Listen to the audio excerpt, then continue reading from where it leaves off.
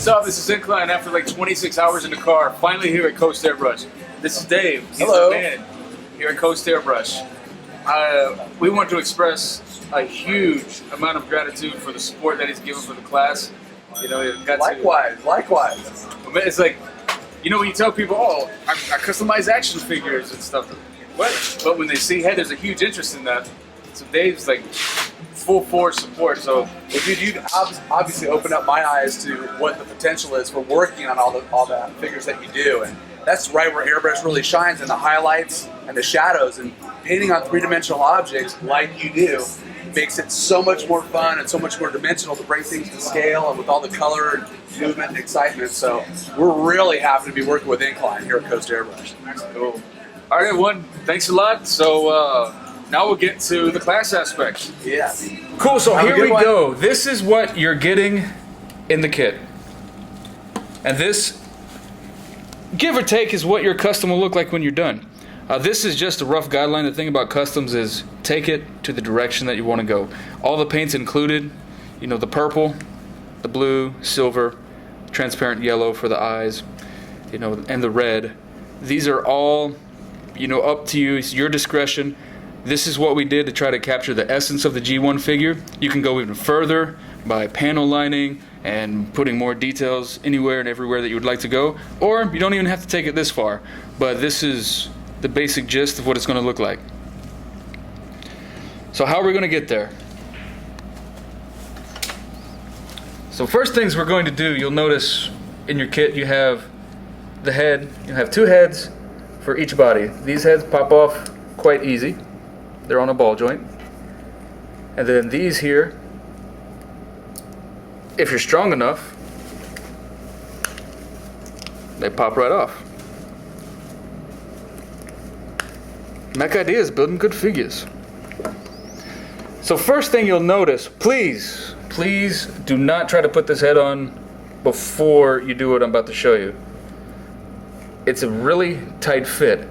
That's because the inside, when it was designed, has a little bit of a ridge that causes too much tension around the ball joint. So what you'll need to do is go in. So we're going to go in and just smooth this ridge out a little. Let's get in there, and remember, it's okay multiple times. You know, don't rush it.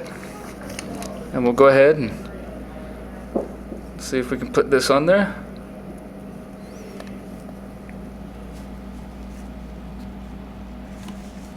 Still kind of a little tight for my liking. You don't want to destroy the ball joint. You just want to take down the edges to give a little room in there to make it easier to slide around that ball. Probably really difficult to see on camera, but when you have it in person, you'll know exactly what needs to be done.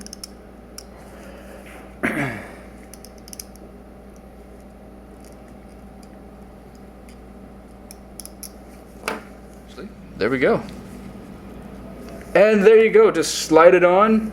If it's kind of freaking you out how hard you have to push, go in and scrape out a little more. So the first thing you want to do after removing the head, you can go pick up one of these at your local hobby shop. This is just a saw. Pop these off.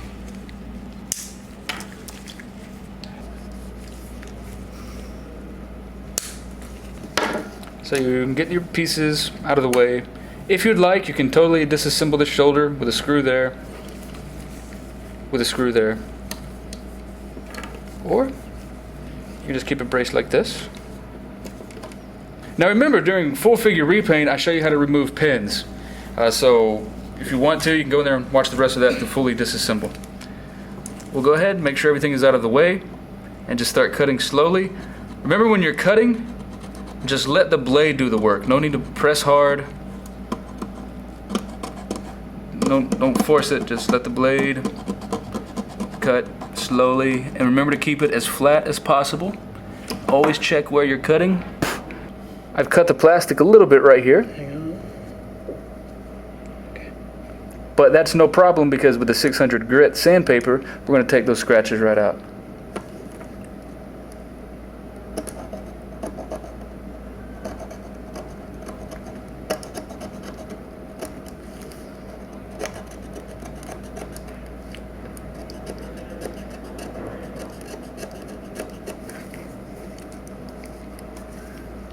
constantly go back and check and see how it's looking.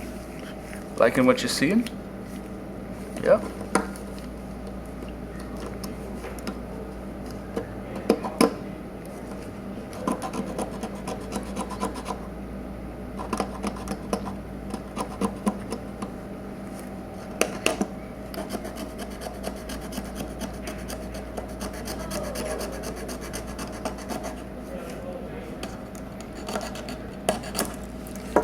There you go.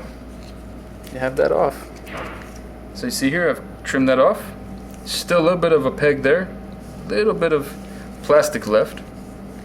So we can come in and cut from a different angle.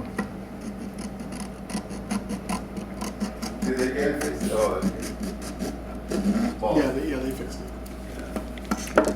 Or you can come in with your razor. Can I ask you something? What is this plastic for? They're going to be doing some airbrushing. And we're going to come right in. Just trim that off a little bit.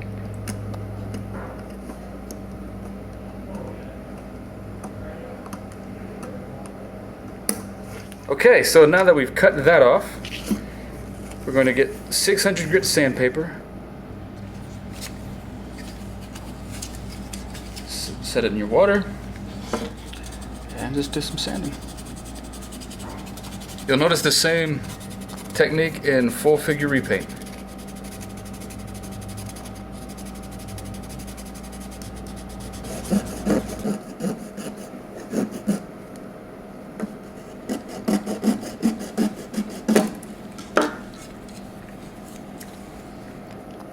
Then we can look, see the roughness that happened there.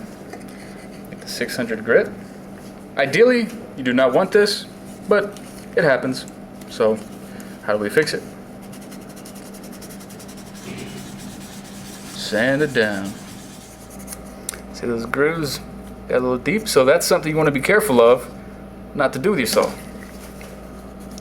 So it's just going to take a good bit of sanding to get that out. We don't have to.